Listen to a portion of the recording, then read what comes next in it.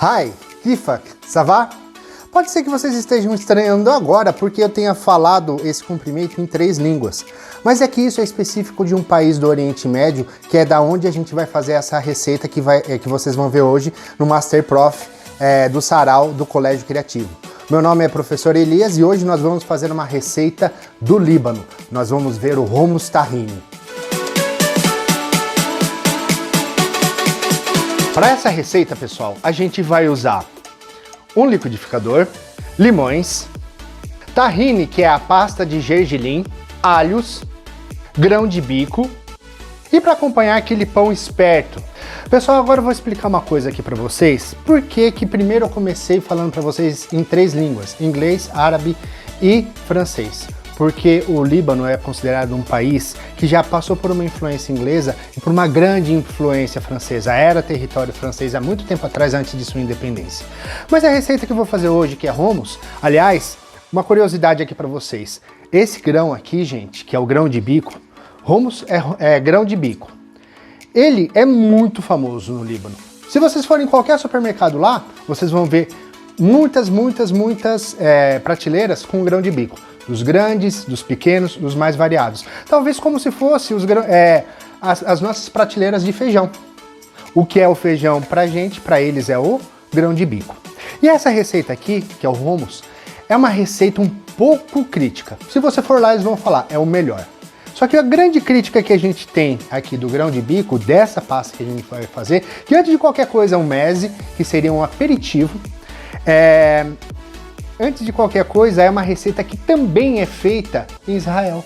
E por isso que eu estou trazendo essa receita aqui para vocês. Assim como o Líbano faz essa receita e fala que é a melhor receita, é também feita essa receita em Israel. E aí vem uma disputa e é essa situação que eu vou ter que contar para vocês. Um pouquinho dessa disputa que existe entre Israel e Líbano, envolvendo primeiro a gastronomia. Qual que é o país que mais faz o melhor hummus? Israel vai falar que são eles. Os libaneses vão falar que são eles. Vou dar a receita aqui para vocês e qualquer uma delas talvez vai depender de vocês experimentarem se é melhor de Israel ou melhor do Líbano.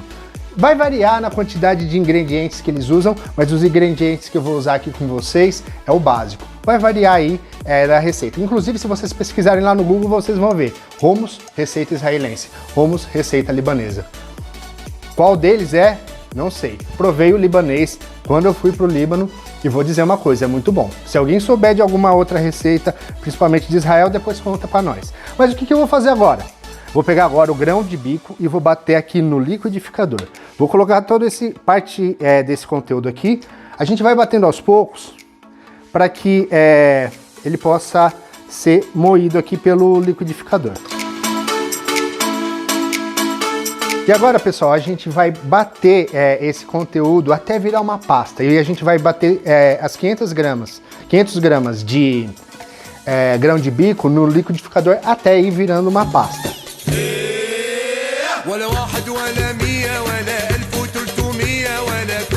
Bom, pessoal, os 500 gramas aqui de grão de bico já foram batidos no liquidificador até virar essa pasta aqui.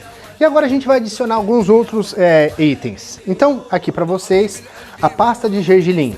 Dessa pasta de gergelim, nós vamos adicionar 8 colheres.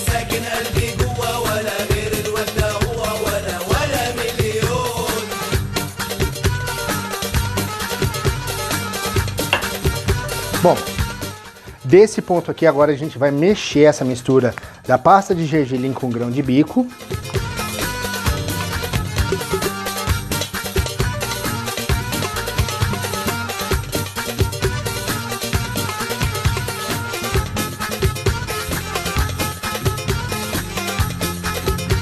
Depois que a gente juntou o grão de bico e a pasta de gergelim, agora a gente vai colocar 2 dentes de alhos moídos e também vamos colocar o limão que eu vou deixar para pôr aqui no final, tá?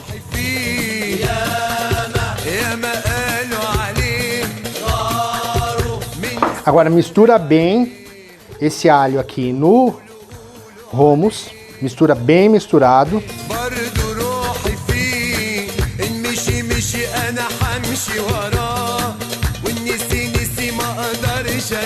E agora eu vou adicionar aqui para vocês 2 limões. O suco de 2 limões.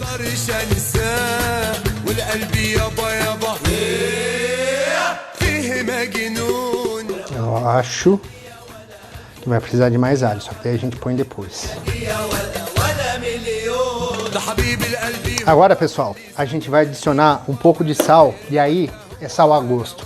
Eu vou adicionando aos poucos o sal e vou experimentando para ver até qual o ponto melhor pra gente não passar do ponto. Não é legal passar muito do ponto, senão fica desagradável na boca, tá, gente?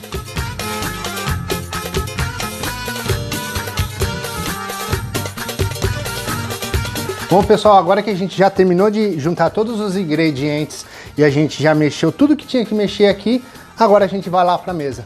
Fechou, pessoal? Vamos lá?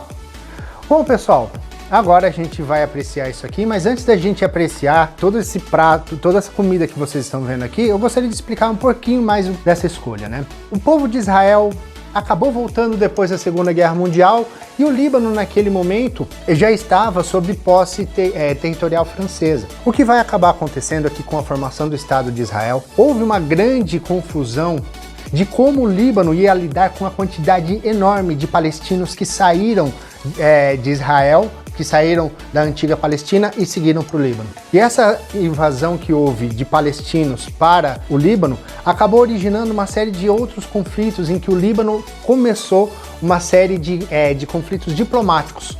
Até os dias de hoje, se a gente for parar para pensar, o Líbano está com as relações diplomáticas rompidas com Israel. Tanto é que se você for para Israel e for para o Líbano e você apresentar o passaporte com carimbo israelense, você não entra.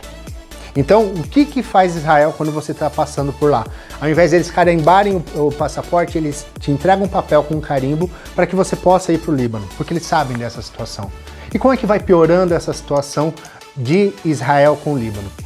Em 1982, na famosa Guerra Civil Libanesa, que foi de 1975 até 1990, os maronitas estavam numa sede, os cristãos maronitas, eles estavam numa sede muito grande para expulsar uma série de palestinos que estavam nas proximidades de Beirute, em 2 famosos bairros, que seria Sabla e Shatila. Secretamente, o governo de Israel enviou tropas para essa região.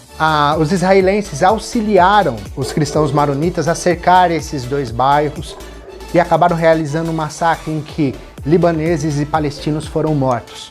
Em meio a uma guerra que separou cristãos e muçulmanos, dividiu a cidade de Beirute em 2 partes, e aí vocês vão ver uma foto que é onde fica o marco dessa separação, que aconteceu durante a Guerra Civil Libanesa, que é a famosa Praça dos Mártires. Isso acabou causando um problema diplomático pior ainda, porque naquele momento o exército de Israel estava lá não para esse motivo. E aí, para piorar essa situação, os sírios também já estavam invadindo esse território. Então, os libaneses, eles estão extremamente nervosos. E aí a situação que eles têm nós temos os sírios nos nossos pés e agora nós temos o exército israelense junto com a gente. E aí em 1990 entra, enfim, a Guerra Civil Libanesa. Os israelenses vão fazer questão de permanecer com o seu exército, e esse é um dos motivos que vai fazer com que muitas pessoas ainda olhem para Israel com muito desdém. E fora essa situação, constantemente os israelenses forçam uma série de ataques no sul do Líbano, que hoje é dominado pelo grupo Hezbollah, para que eles modifiquem toda a fronteira sul. Então, vira e mexe, acontece, inclusive nos dias de hoje, acontece uma série de conflitos naquela região, porque o Israel tenta avançar para dentro do território do Líbano, na região do sul do Líbano. E aí vem uma série de outras brigas mais em cima de toda essa situação. Para vocês terem um exemplo disso, quando aconteceu aquela grande explosão na cidade de Beirute, tudo aquilo foi um tanto quanto assustador. E parte do governo de Israel ofereceu ajuda ao Líbano. E o Líbano questionou, por que vocês vão nos ajudar agora? Né? Então, para vocês entenderem como essa situação diplomática, ela vem se arrastando por muito tempo e creio que vai se arrastar ainda. Por quê? Primeiro, Israel e Líbano ainda não consideram-se com suas fronteiras bem definidas. Segundo, historicamente o povo libanês tenta de uma certa maneira apagar essa mancha, aliás, abrir a discussão de por que foi tão rigorosa a famosa Guerra Civil Libanesa. E por que os israelenses, ao invés de darem alguma coisa em 1982 para que tudo aquilo se encerrasse, só pioraram a situação e fizeram com que os palestinos passassem por aquilo que a ONU acabou denominando como o genocídio de Sabra e Shatila. Então, o que acaba acontecendo aqui até os dias de hoje, há uma ruptura muito grande. E por isso que eu acabei fazendo esse hummus aqui, porque é um prato dos dois lados. Qual que é o melhor? Aí, cabe aí a cada um de vocês, se alguém conhecer uma receita que seja israelense, que vai mais limão, que vai mais alho, mas independente da situação, sempre os libaneses vão dizer, o nosso é o melhor, e os israelenses vão dizer que o deles é melhor.